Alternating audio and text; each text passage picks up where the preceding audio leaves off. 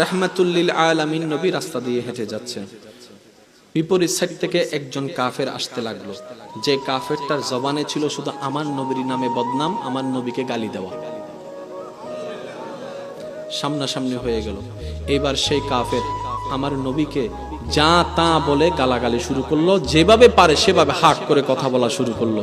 তার প্রত্যেকটি কথা শুনে আপনার আমার দয়াল নবী মুস্কি হাসতে শুরু করলেন, মুস্কি হাসতে শুরু করলেন।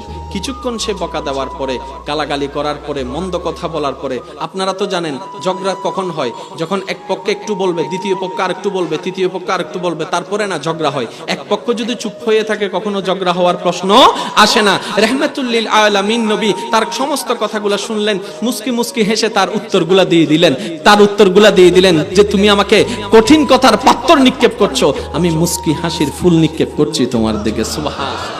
কিছু দূর যাওয়ার পরে তার পাটা মস্কায় ভেঙে গেছে। এখন ডাইনও কাউকে পায় না, বামও কাউকে পায় না, সামনেও কাউকে পায় না, পিছনেও কাউকে পায় না, যাকে বর দিয়ে সে দাঁড়াতে পারবে, নিজের বাড়িতে যেতে পারবে।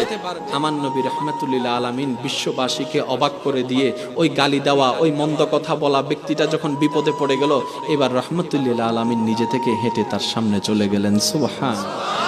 নিজে গিয়ে তাকে কোলে নিলেন। সুবহানাল্লাহ কয় না? নিজে গিয়ে তাকে কোলে নিলেন।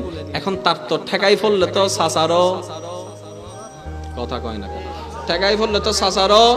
এখন তার আশেপাশে তার কেউ, এখন যারা গালি দিছে উনি যাই ওনাকে কোলে নিলেন। কোলে নেওয়ার পরে নবী রাহমাতুল লিল আলামিন মক্কার অলিতে গলিতে হাঁটা যখন শুরু করলো, মক্কাবাসী দেখে অবাক, যারে গালি দিত আজকে সে ওনাকে কুলে করে নিয়ে আসতেছে। ব্যাপার কি, ব্যাপার কি, ব্যাপার কি? সুবহানাল্লাহ, সুবহান। আর সোকার বসি কেমনে লাগাইতাম রে ভাই এটারে? আচ্ছা,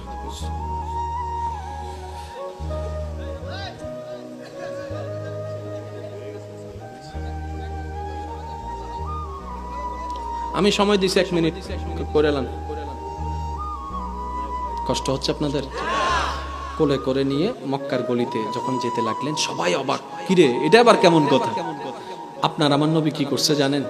শুধু গিয়ে তাকে ঘরে দিয়ে আসছে নয়, 3 দিন পর্যন্ত তার সেবা করেছে আমার নবী। এখন বলেন, যে গালি দিছে যারে, সেই যদি এসে সেবা করে, না পারে কিছু বলতে, না পারে কিছু সইতে, 3 দিন যাওয়ার পরে সেই গালি দেনেওয়ালা বলে আপনি সচ্চা নবী, এটার মধ্যে কোনো সন্দেহ নাই। আপনি সাধারণ 10 জনের মতো নয়, এটার মধ্যে কোনো সন্দেহ নাই। আপনি আল্লাহর প্রেরিত নবী, এখানে কোনো সন্দেহ নাই। নবী জিজ্ঞেস করলেন কিভাবে? কয় এত রাগানোর পরও আপনি রাখলেন না, এত গালি দেওয়ার পরও মুস্কি হেসে আমাকে ফুলের জড়ি উপহার দিয়েছেন। তার মানে বোঝা যায় আপনার অন্তরটা আল্লাহর দ্বারা গঠিত হয়েছে। আপনি আসেন নাই, আপনাকে পাঠানো হয়েছে, আপনি শেষ নবী, এখানে কোনো সন্দেহ নাই। চিৎকার দিয়ে বলেন সুবহান।